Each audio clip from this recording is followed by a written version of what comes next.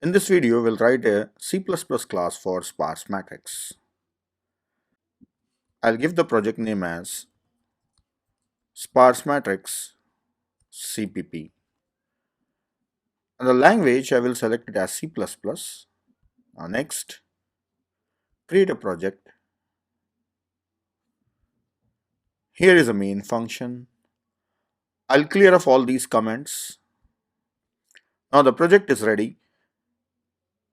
So as we have already seen a program using C language, so there we have used structures, but here we are going to use classes. Now we'll not be focusing on the logic, but we'll be focusing on the style of writing C++ program. So first of all, we need a class for element. And inside this class, I'll make everything public. Element is having three data members, that is first is row number, column number, and the element itself. So I make them public so that they can be directly accessible. Then next we will write a class for sparse matrix. I'll call it as sparse. Now this class should have the data members. I'll make data members as private. First is the dimension, so for that m, and next is n, and also we should know the number of non-zero elements. Then we need an array of elements, so I will declare element ele, and this we have taken as a pointer so that we can create the array dynamically in a heap depending on the required size. That's it, data members are over. Now inside public block, we will have all the functions or member functions of a class. So first is a constructor. So in a constructor, we'll create or initialize this sparse matrix. So it needs dimension, number of non-zero elements, three things it needs. So first I will take it as m, and next is n, this is for dimension, and the number of non-zero elements, that is num. Now constructor is used for initializing these members, so all these members I will initialize them here, and the names I have taken same, so I have to use this pointer, this m assign m, and this n assign n, then this num should assign with num. And num is the number of non-zero elements. So for that I should dynamically create an array of elements from heap of size num. So here element assign new element of size this dot num.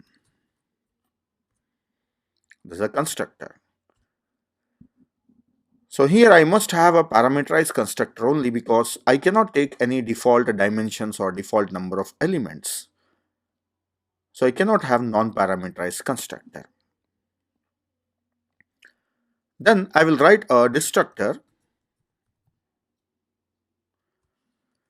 Destructor will delete a dynamically created array. So just say delete and subscript operator, and the array name is ele. Array is deleted. Two methods are over. If you remember, we have written this piece of code as a part of create function. There we were creating a sparse matrix. And in the creation process, we were also taking all the elements.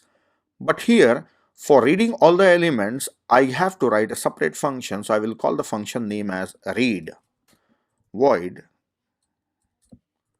read. So let this function read all the elements. So already dimensions are given, just it has to read non-zero elements. So cout, enter non-zero elements.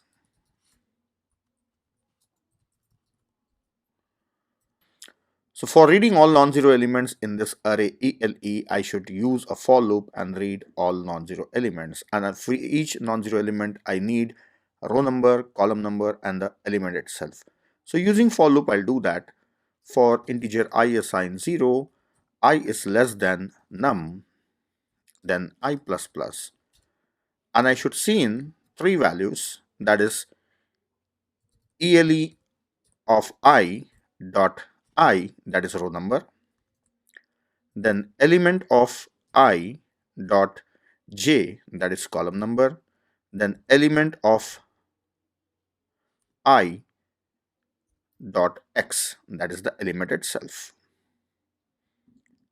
See, here I am able to directly say ELE of I because this is a member of this same class, that is sparse matrix, and the function read is a member of the same class, so it can directly access these members.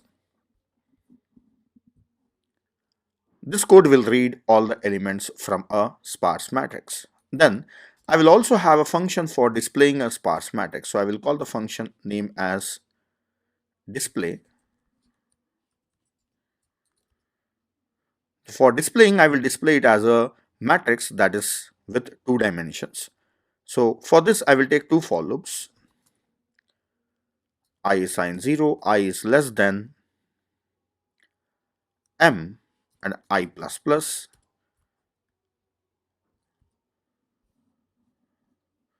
The next for loop is for j, integer j assigned 0 and j is less than n and j plus plus. Then inside this for loop, I will display an element if there is non-zero element available for any I comma j. So for traversing through this sparse matrix, I need one more variable k that will keep track of non-zero elements in a array ELE. So if ELE of k dot I is equal to I, as well as ELE of k dot j is equal to j. If they are equal, then I will print the element from ELE. So print the element from ELE of k dot x, and also I'll give some space. And this k plus plus also I should do, as it is traversing a list of non-zero elements, so it should move to the next element. If this condition is not true, then I should print 0. So I am printing 0 elements also. Then after the end of the inner loop, I should give a new line, that is endl. That's all. And at the end of a class, I should have a semicolon after the end of the class. And all these functions I have written inside the class itself. I have not used any scope resolution. Now here, to use scene and cout, I should use namespaces. So I will say using namespace std. Now the class is ready for some extent. Now the class is ready to some extent. Now inside main function, I will create an object of sparse matrix. And here, the dimensions and number of non-zero elements, I will directly pass them. I will not take them from keyboard. So dimensions are 5, 5 and the number of non-zero elements are 5. Then I should read all the elements. So s1 dot read. So read function will read all the elements. Then I will say s1 dot display. Then it will display all the elements. So this, so up to here we have finished creating a sparse matrix, reading its elements, then displaying an element. So here we are creating it, and here we are reading the elements, and then we are displaying it. So till here, let us run the program and check. In this program, we are not getting a message enter dimensions because already we have given the dimensions 5 cross 5 and the number of non-zero elements are 5. So simply I have to enter the elements. So I will enter diagonal elements. 0, 0 element is 1, 1, 1 element is 1, then 2, 2 element is 1, 3, 3 is also 1, 4, 4, 1. Now I should get a matrix of 5 by 5 with all diagonal elements as 1. Yes, it's working. So till here we have finished. We got a matrix. Display is displaying the entire matrix.